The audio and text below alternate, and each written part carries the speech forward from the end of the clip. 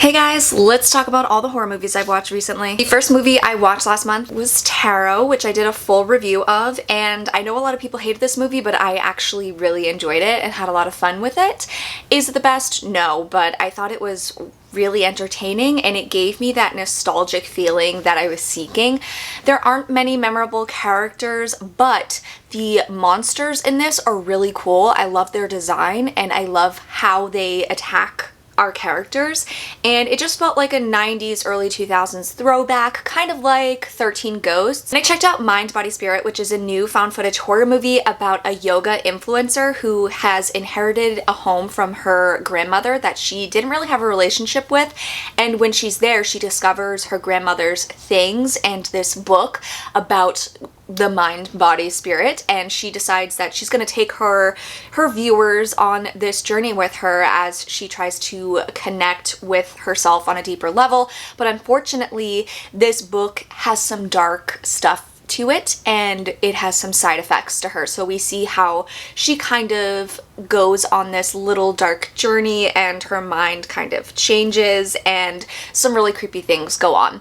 I think that this was a really great setup and the lead actress is great. She's very likable and engaging and you can understand why she would be a YouTuber that people would want to watch. Things kind of slowly start going wrong. I think that I was expecting a little bit more, but I think it's worth watching if you're a fan of found footage horror movies. I think you can rent this on Hoopla. One of my subscribers let me know that, which is awesome. That's free. Checked out Ro, which is a Malaysian folk horror about a young girl who shows up at this family's doorstep covered in clay, and they take her in and then she gives them a really haunting prediction, and then the rest of the movie this family is suffering the consequences of welcoming this girl into their home. This story is filled with superstition and there's lots of ghostly stuff in here. There's a lot of dark images related to children. It's a slow burn, but I really enjoyed it. And I checked out Lovely Dark and Deep on Tubi, and this is about a young woman played by Georgina Campbell from Barbarian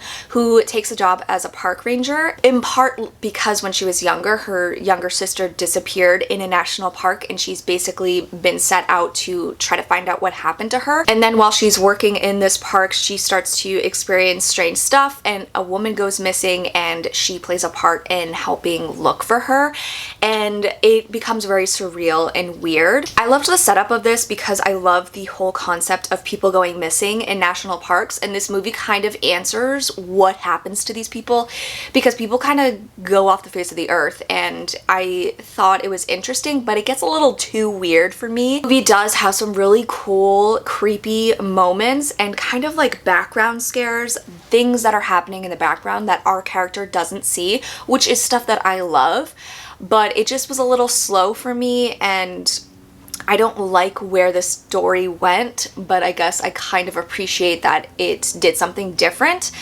I think it's worth watching because it's on Tubi and you can watch it for free. I think if you like those woodsy horror vibes that become a little bit cosmic, you might enjoy this one more than I did. Then I watched Profile, which is a 2018 Screen Life horror movie about a British journalist who basically goes undercover to find out how ISIS is recruiting women to come to Syria. Told entirely through the camera, and she's doing web chats with her boss, and she also makes a fake Facebook profile and she connects with this man in Syria, and basically you see how she kind of falls under his spell and really starts to become brainwashed by this guy. And it's scary because it seems so easy. You think that you're not susceptible to this stuff, but this highlights just how vulnerable anyone can be in a situation like that, and it's really scary.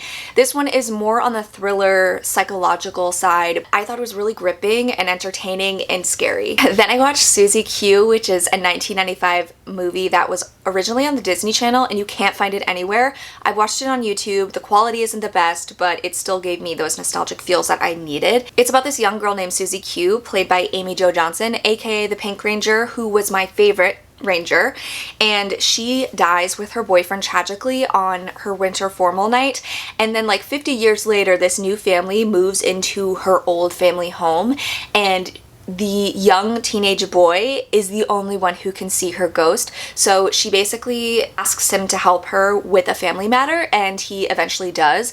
It's really cute and sweet. The two leads are great. They have such good chemistry, and Amy Jo Johnson is just so fun to watch. I wish she had been in more stuff, and her like the fashion, the dress that she wears, and it has a sweet story, a sweet ending. It's very sentimental and really cute, and also kind of dark to be on the Disney Channel. I watched The Swimmer from 1968. It is a kind of like psychological drama about this guy who is deciding that he's going to travel from pool to pool through his neighborhood in order to get home.